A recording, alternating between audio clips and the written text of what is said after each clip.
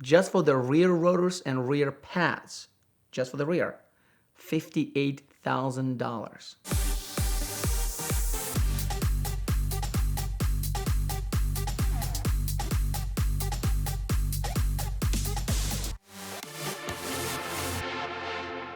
Having a dream to own supercars is definitely something that everybody dreams about, but we don't really think about the problems that they come with. SLR McLaren was a dream of mine for the longest time. I've seen Jay Leno talk about the car, about his experience getting the car in Germany, and all the time that he tried to break the car, it didn't break. I'm not sure which car he drove, but I definitely want a piece of that car, because my car is not like Jay Leno's car.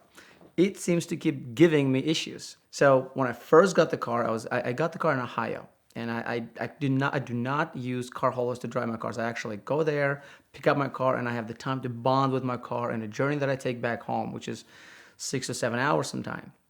Now, I imagined that that car is a GT, right? It's a Gran Turismo car. Jeremy Clarkson drove across Europe.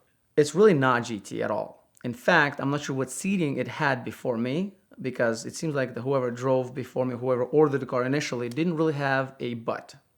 And me having a butt didn't fit in that car. And it was super uncomfortable. I said, well, maybe for the first half an hour or an hour of drive, I'll get used to it. Nope, didn't get used to it. McLarens are known as, this usable Mercedes-like car, which is true. When the doors are closed, it's basically Mercedes SL 500.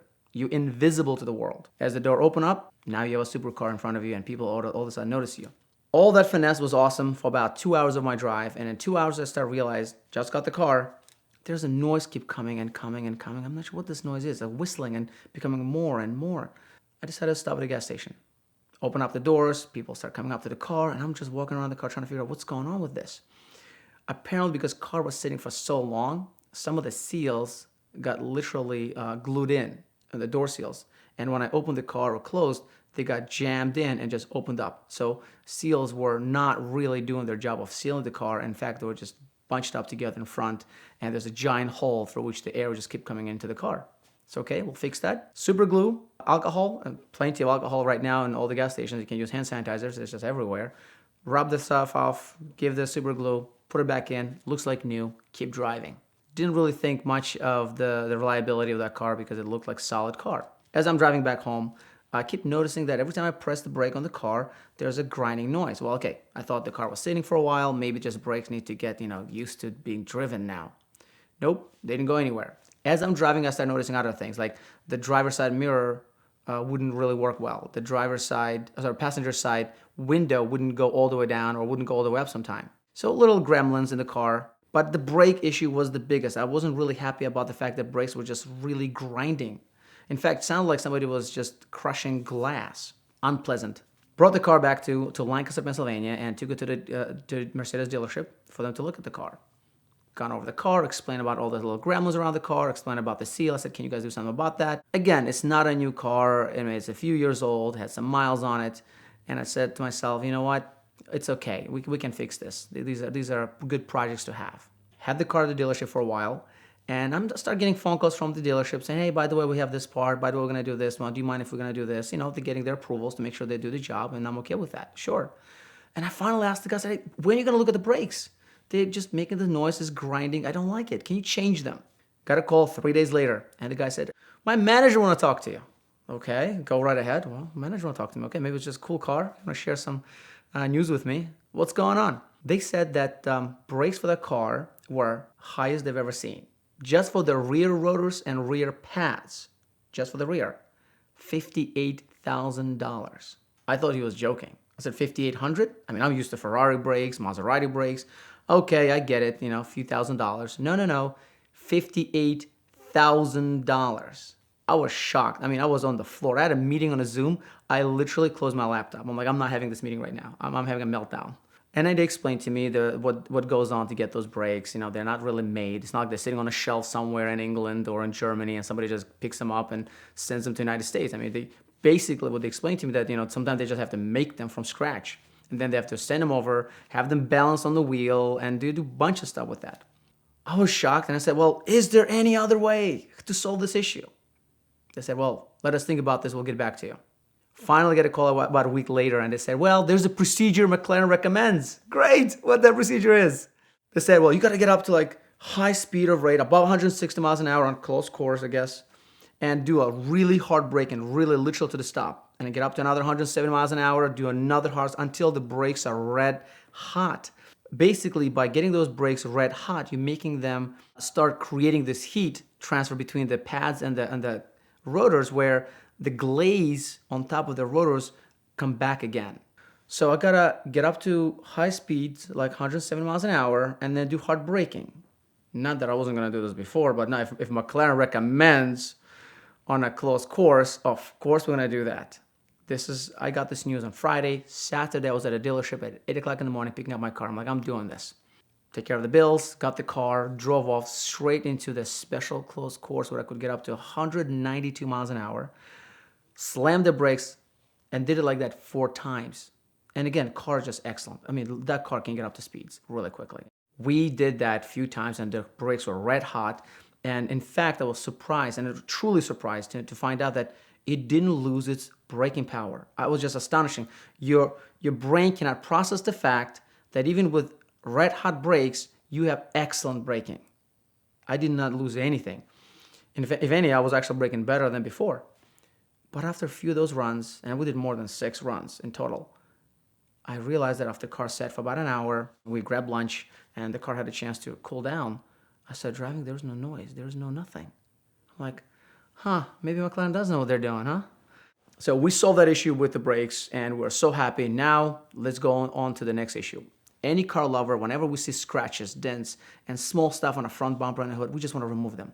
So I'm a perfectionist in many ways, and I just couldn't stand to see these little scratches and swirls. I said, we're going to get this car taken care of. And as always, sometimes we don't have a chance to do it right away, but we did it. We took the car out to the shop to get all this stuff worked out, and there's a whole video made about the fact that, who worked on it and what was done to the car. But it sat there for about 3 months. When the car was finally done and we could just pick up the car and go, I was just super stoked to have it. It was a Friday that we pick up the car. Friday night, we have great plans with everybody. So we decided to take the car out for the drive. And that's what we did. We took the McLaren out for the drive. As we drive the McLaren to Philadelphia, again, the car sat for 3 months. We drive in the car, and all of a sudden the battery light comes on the dash. I'm like, what's going on with that? And it didn't just stay on. It just came on and off, on and off. And then we quickly deduced that whenever I pressed the gas hard enough, it would come on. I said, maybe there's a loose something. That's why. It's probably loose something. Okay.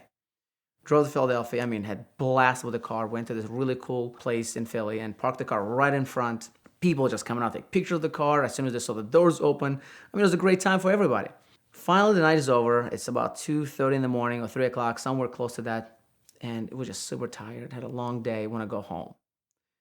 Press the button to open the car. It's not opening. I'm sorry, what? What happened? Press it again. Nope. Pass the keys around to friends. No one's hand was lucky enough to get the car opened. What's going on? There's no reaction from the car. It just locked and there's nothing. Okay, well, thank God we have the keys, and there's a special, the metal key inside that we can use to open the trunk, to jump the car. We open it up there, and what we see is amazing. The Mercedes SLR keys inside of the key fob were just a blank, like eBay special blank. They're not cut. There's nothing on them. They're not doing any kind of job of opening anything. Like, oh my God. I have the second set of keys at home, which is 2.5 hours away. What do we do? Well, basic option is to call somebody at the tow company. As soon as we said what cars we had, they're like, nope, hanging up the phone. 3 o'clock in the morning, try to get a tow truck in Philadelphia, and not best of neighborhoods that I come to find out. Impossible. But then doing some Ed Bowling level negotiations with great offers of tips to the driver, we were able to get one guy with the dollies. Now, ordinary tow trucks with a bed is not a good option for these cars to be towed. It's pretty much impossible because they're low enough. The nose is huge. It's just not something that most tow drivers want to touch. But we were able to get one guy who could come in with their dollies to lift the car and usher out to the dealership to be looked at. Okay. Didn't have the car for 3 months. Drove for 1 day. And that issue with the battery happened. Had to take it back to the dealership. All right. So it came back to the dealership. Sat there for another 2 weeks for them to figure out all the issues. And it wasn't their priority, I guess. We got the car done. We came to pick up the car another Friday morning pickup from the dealership. That's like a tradition to us now. We decided to pick up the car and do some shoots with the car, take it out from the dealership. Everything's fixed, everything's working. Drove the car out for about 3 hours, and filming is done. We're just having fun now. We want to go get some dinner. As I'm driving, I'm trying to get the windshield up, and I'm realizing something's wrong with it. The windshield's not going up. It just goes up halfway and comes back, goes up halfway. I'm not looking at the windshield, but I'm not looking behind me where the actual seal just literally just came all the way up. The whole entire seal that sealed the windows came loose and came up again. So when the side window went down, it grabbed the actual seal and pulled it all the way up. So I had the car for 6 hours. At least I've done some shots with it, and I had to take it straight back to the dealership. I mean, the guys at the dealership, every time they see this McLaren leave, they now time when it's going to be back. So that car was a challenge to keep on the road and have fun, but every time it is ready to go and have fun for a few hours that we have, is a definite blast to have.